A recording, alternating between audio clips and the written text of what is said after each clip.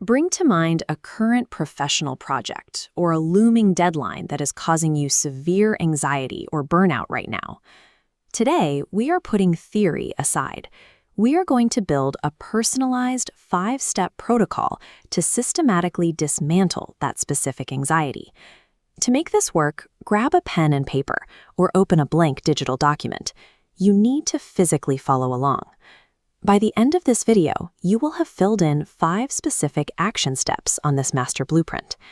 Taking physical notes takes abstract productivity advice and turns it into a concrete, immediate survival guide tailored exactly to your current workday. Step 1. Write down the absolute worst-case scenario for your current project. Maybe it's failing a major pitch or getting rejected for a promotion. We are going to apply a psychological tool called cognitive reappraisal, which is designed specifically to shrink the perceived size of a failure. Using the 10-10-10 framework, first write down how this failure affects you in 10 minutes, creating an initial spike in stress. Next, at 10 weeks, the emotional sting begins to fade. Finally, in 10 years, the long-term impact is almost zero. Documenting this timeline proves your worst-case scenario is temporary. It immediately diffuses the paralysis caused by catastrophic thinking. Step 2. Look at your rigid, step-by-step to-do list for this project and cross it out. We're replacing it with commander's intent. This originated during chaotic operations like D-Day, where highly specific plans failed immediately upon execution. Because the troops knew the ultimate overarching goal, they were able to adapt and succeed, even when dropped in completely wrong locations. On your paper, write down the singular, ultimate purpose of your current project, the why. Ignore the how for now. Defining a centralized target provides a compass. It prevents panic when inevitable roadblocks destroy your original plan A. Step 3. A common complaint is that you cannot control your boss's decisions, company policies, or the final outcome of the project.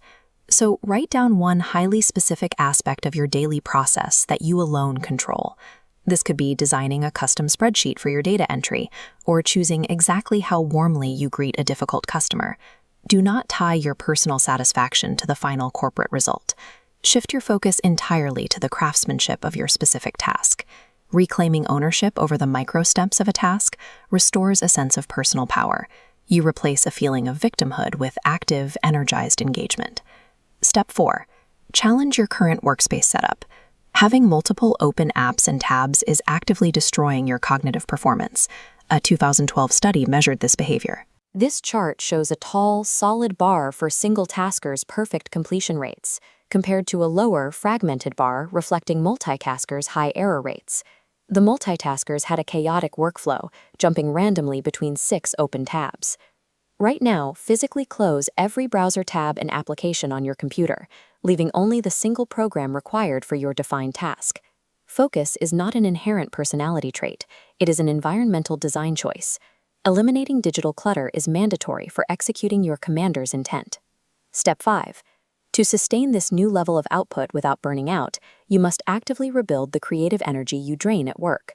Even people with massive global responsibilities rely on quiet creative hobbies to maintain their sanity, like former President George W. Bush and his painting habit. Write down one calm hobby or creative project on your worksheet, such as painting, coding a game, or photography. There's an absolute rule.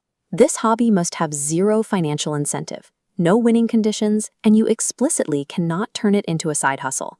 Block out a specific time on your daily calendar solely dedicated to this non-productive, pressure-free task. True productivity requires intentional unproductivity. A non-competitive hobby is an effective way to genuinely reset a stressed nervous system. Look down at your fully completed piece of paper.